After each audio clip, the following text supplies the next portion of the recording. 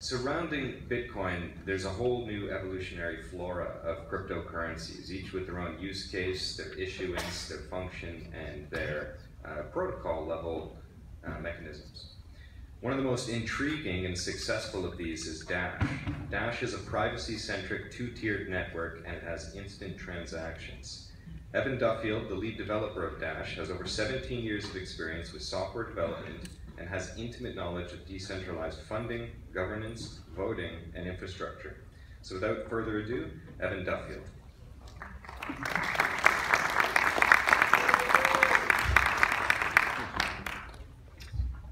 Hello, so my name is Evan Duffield, and I'm the lead developer and founder of the Dash project.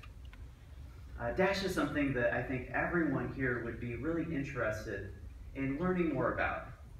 Dash is innovative, and we've tried to make something unique in the space.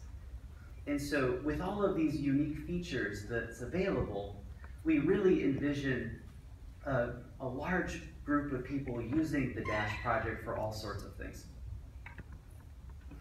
So what exactly is Dash? Dash is a fork of Bitcoin, and as a fork of Bitcoin, we inherit all of the compatibility with the Bitcoin software and the Bitcoin ecosystem. So we can have SPV wallets, and we can have all of the things that were invented for the Bitcoin network. But then we can also utilize all of these other technologies that were invented specifically for Dash. Dash also has a two-tier network. A two-tier network is quite different than the Bitcoin's single-tier network. Single-tier network is a network of undifferentiated full nodes. So the software isn't really interested or doesn't differentiate one full node from another. They have no identification system. And on the Dash network, you can collateralize a full node and turn it into a second-tier node, which gives the network some special functionality. We're also a young and adventurous currency. Having a much smaller market cap, we've been able to really be on the leading edge of innovating and trying to create some functionalities that were at the time unproven and that have turned out to be incredibly powerful. Our market cap is currently about $32 million, which is much smaller than the Bitcoin market cap. And our user base is about 10,000 people so far. And so now we've just gotten into trying to expand the user base of our currency for what it's good at. So what exactly is the Dash network for? So far in the 2 years that the Dash network has been around, we've been implementing features like instant transactions. So you can transact on our network and you get confirmation within about 1 to 4 seconds. And that'll tell the network that these coins are secure and they are going to the destination that you said they would. They're immutable transactions. This is really important for situations like proof of stake, right? POS systems, and other merchant type places where you would want to buy something face to face and walk out with some merchandise right after you purchased it. We also have privacy and fungibility. So you can erase your transaction history at any time if you feel like you would want to, just like you could do in Chrome when you want to clear your browser history. Our currency is self-funding and self-governing as well. We have a voting system in place which is controlled by the second tier, and it allows us some special funding capabilities, a reoccurring revenue stream that is really useful for expanding a currency. And scalable infrastructure that's also decentralized. This can scale up to millions of users. So what is this second tier concept and how exactly does it work? The second tier is essentially full nodes that were collateralized. So imagine that you have some Dash and you're an investor and you have 1,000 Dash. So guess what? As an investor with 1,000 Dash, you can actually take a full node and then you upgrade it on the network to a second tier master node. And then immediately you get entered into a payment queue. So you start receiving payments every 5 days, and those allow you to pay for server costs, and they give you a profit incentive for running this infrastructure. Currently, it pays about 14% per year. So on 1,000 dash, you make about 140 dash a year.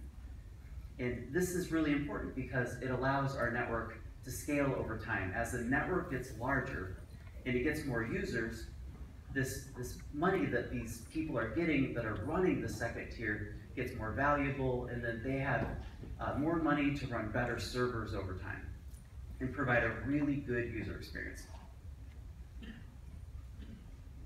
As a masternode operator, you also have voting rights on the network. These are special, so you could vote on current pending matters that are unresolved and debate different things about what is going on in the network.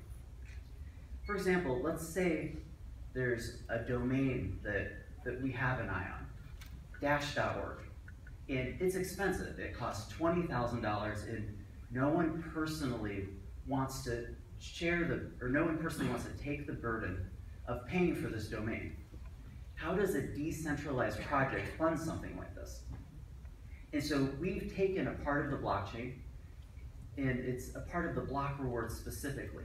And we split the block reward so that part of it goes to transactional security, part of it goes to infrastructure to pay the masternode network, and then approximately up to 10% goes to funding initiatives like this. All of the masternodes all around the world vote on these initiatives, and the ones with the most support win, and then those get paid out at the end of the month. So dash.org, for example, was successfully proposed, and we purchased the domain. We've also funded 3 separate conferences with this feature, and we've funded Instant X soda machine. We've also funded Lamasu integration, which will put us in up to 150 ATMs all around the world. And we've funded 3 PR campaigns so far. And so this has proved to be really valuable for a decentralized project because it's really difficult to keep asking for donations over and over and over again because no one wants to foot the bill for the whole currency. So far we have 3,500 masternodes, which represents 3.5 million dash. It's substantial, and it proves that the model works. It's been a very powerful incentive for drawing in investors and then bootstrapping our infrastructure.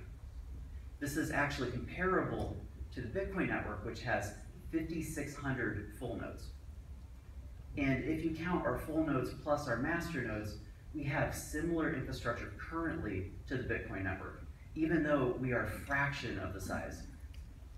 And soon, we even might have more deployed infrastructure than the Bitcoin network, which is going to allow us to grow exponentially for years to come. So with all of these cool features and the scalability and instant transactions, fungibility, self-governance, and self-funding, what's next for Dash? And this is where Dash evolution comes in. The idea behind this is to make cryptocurrency familiar to people that have never used it before.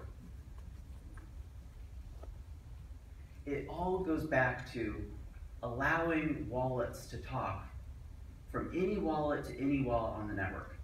So imagine that you and your friend have wallets on Dash Evolution, and you friend each other.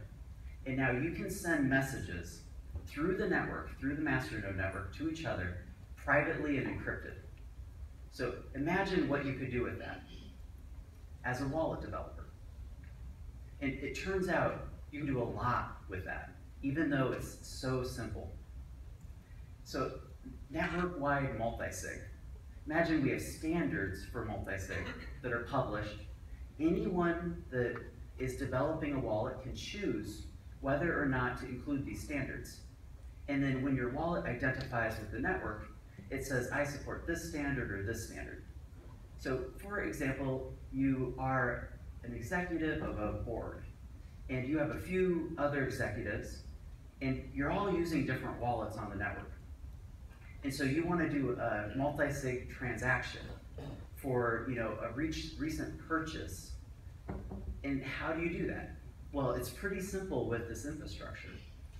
All you do is you would send a message saying, hey, I'd like to authorize this transaction. They would then sign it, send it back. And then after that was done, you broadcast the message to the network. Or pay to contact, also known as pay to friend or pay to alias. It would allow you to pay your friends directly just by typing their name in the address bar. And this can also be done by this communication layer. You're friends with the person and they send you a few addresses to your wallet, encrypted, private, and you would just use those for the next payments to them. Or shared transactional descriptions. When you're paying your friend by alias, you could also say, hey, I'm paying you back for dinner. You don't even have to tell them you're sending them a payment. They would already know because they gave you the address. And in their wallet, it would pop up and say, yeah, this is payment from Evan for dinner. Or two-factor transactional security. Let's say we include Google Authenticator into the network itself, use the masternode network as decentralized oracles, and then when you want to do a transaction on the network, it asks you for the authorization code, and these oracles then validate the code, countersign the transaction, broadcast it to the network. Or one-click merchant adoption system. You're shopping around and you can actually use a Pay with Dash button, and the network facilitates the transaction. Dash Evolution can be a payment gateway because of this feature as well. Whereas a company like BitPay would be used in the Bitcoin ecosystem, we could actually fund this development and we could implement it directly into the network protocol so that our network would facilitate the transactions. And because the masternode network is already paid from the blockchain, they don't need a profit incentive. So we could actually subsidize the cost, make it free to use, and then it makes it very difficult to compete with our network for this type of commerce. So how would this instant checkout process work exactly? So let's say you're shopping on your laptop and you find some socks you like, so you throw them in a shopping cart, you get to the checkout process, you click Pay with Dash, and then the merchant side propagates a message to the network, to your username, and says, hey, I see you want to buy some socks, is that correct? You have a temporary session open, so no one can spam you, but you can still open and ask for payment requests. So what happens next is your phone buzzes, so you get it out of your pocket, it's the Dash Pay wallet, and it's asking you, do you really want to buy socks for $7.34? You click authorize, which then your phone sends a message to the merchant directly, and then it also sends a message to the network propagating the transaction. The merchant sees the transaction, sees the message, and then the confirmation page comes up. And it's that simple and all free to use on the Dash network. So how easy would it be to implement something like this into a website? Really easy. We're going to have an SDK. You could either implement it via REST HTTP, or you could implement it WebSockets. And all of the masternodes that support this functionality. So these merchants are then connecting to one of 3,500 servers all around the world, and it's implemented and up and running in no time flat. It almost seems like you're using a centralized service because the masternode network is the one thing that's doing all of the work and makes it really simple to utilize. All of this is built on a multi-tiered decentralization model. So we have the same single tier that the Bitcoin network does, and then built on top of that, the second tier. The second tier is the one that, again, is doing instant transactions, the fungibility and privacy, along with determining what we're funding and governing the currency itself.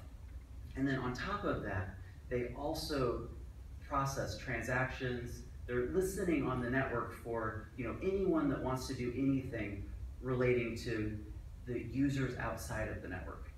And these people we're calling the third tier.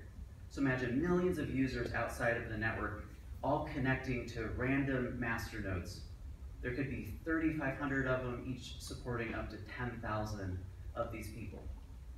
And so that's 35 million users possible right now with our current infrastructure. And then as a user, you simply just log in with a username, password, and then you get the same user experience no matter where you log in from. So imagine you log in on your phone, you would see the same transactional descriptions, all of the same friends, everything's the same. Just like you would logging into a company like PayPal. Or you log in at work and you see the same thing, because you can actually store some of the information that you need on the network itself. So this is what we're calling decentralized commerce. It's purely decentralized start to finish. It's merchant enabled. It's really easy to use. It's friendly for the people that are using it. And it's all made possible by this two-tier infrastructure. So let's go ahead and compare Bitcoin, PayPal, and Dash. Dash is essentially a decentralized version of PayPal. We've taken the user accounts, the instant payment processing, and the pay-to-user that people are familiar with, and then we've added all of the things that people like about Bitcoin in, such as the freedom of expression and the very little regulation because it's a decentralized system, allowing it to grow and be used open-ended by anyone in the way that they want to use it.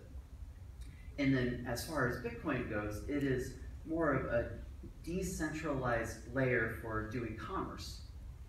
And it's more of a protocol. So the Dash project, in a sense, is something kind of like a hybrid of a centralized company in a completely decentralized way, with only decentralized technologies.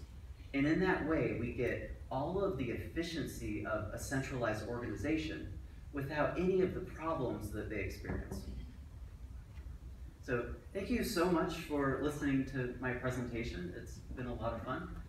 If you're thirsty and you want to check out the Instant X soda machine, come find us in the lobby. We have an exhibit booth, and I'll buy you a soda if you want. Confirms really, really quickly, and it's a lot of fun. Also, if you want to check out the prototype, you can go to dashevolution.com. If you click documentation, there's a video of all of this functionality in action. It's really neat, and you can also download it and actually play with the network in its current state. It's really early, but it's still really exciting to see it coming to life. So thank you so much. It's been a pleasure.